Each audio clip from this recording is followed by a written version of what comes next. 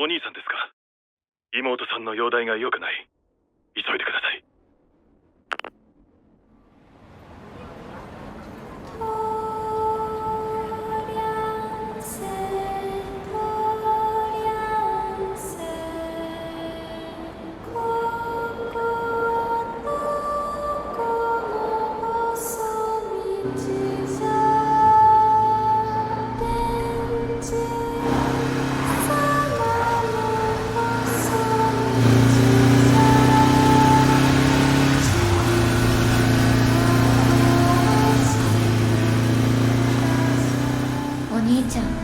死んだ人には興味ないんだね。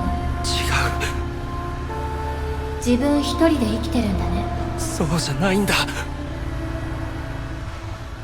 マリー、このまま行かないでくれ。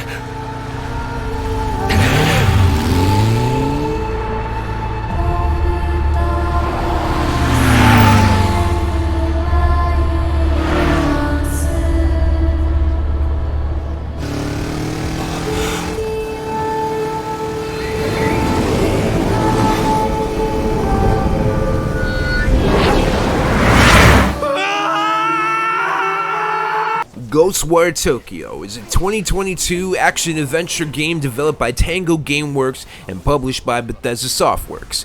The game was released in March of 2022 as a time exclusive for PlayStation 4 and PlayStation 5, and recently released on Xbox Series S and X in April of 2023. When Ghostwire Tokyo first released, it was a game that I had purchased day one. Up until recently, I hadn't played much of the game, but remember it visually being one of the best looking games I have ever played. The game places you in the shoes of Akito Izuki, who was rendered unconscious from a horrific car accident that sends Akito on the verge of death. A spirit that goes by the name of KK flies in like Lil Wayne and possesses Akito.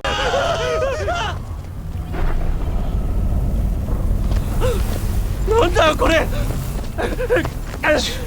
生きてやったのか。なんだよ。 KK gives Akito Doctor Strange level of magic abilities with finger signing included. A man in a Hanya mask appears on digital signs in what I can only imagine is a recreation of Tokyo, Japan. あいつ。呼べなくてかまず。私の声を。 The man in the Henya mask, who has no name but using a spell to summon evil entities known as visitors that look like the embodiment of the Slender Man. KK tells Akito he needs to hunt down and stop the man in the Henya mask. Akito convinces KK that he needs to get to the hospital where his sister Mari lays in a coma. This is where the story takes off and the combat really begins. Growing up, I played a lot of Japanese RPGs and Japan-based studio games, including Metal Gear Solid. Ghostwire Tokyo has a lot of cutscenes, and relatively long ones at that. The story, however, is extremely interesting, and the voice acting is top-notch. All the voice actors are seasoned voice actors with multiple anime TV shows as well as movies on their respective IMDb pages. I never felt bored because of the consistent cutscenes, and if anything, it built up the anticipation of getting back to combat. Going through Ghostwire as you battle visitors and take their souls like Shang Tsung, the combat feels really rewarding, not just the feel, but the look of casting a spell in an environment that feels wholly original to Ghostwire. As we went through the hospital to find Mari, I immediately got Outlast 2 vibes and going through the school in that game. Seeing the clothes of people who have disappeared throughout gives the game a haunting, danger around every corner type of feel. In one of the apartment complexes we went through, it was some sort of puzzle experience as you try to find the source of energy before the time runs out. In another one of the apartments you climb through as the apartment is upside down and leads to another room, and while someone might get motion sickness, especially if you play this game in VR, the simple puzzle mechanic makes and adds to the interest of Ghostwire. The voice actors, sound effects, and music all add to creating the world of Ghostwire Tokyo and making it feel like an experience that feels as fresh as a tomato. I enjoyed every second playing Ghostwire Tokyo, and seeing where the story goes had me anticipating another gaming session with the game. A quick Google search reveals Ghostwire Tokyo takes around 11 hours to finish, with around 38 hours to 100% the game. Honestly, Ghostwire Tokyo should have been nominated for Game of the Year in 2022. Ghostwire Tokyo did, however, get the appreciation and respect it deserves in Japan as it won the award for excellence at the 2022 Japan Game Awards.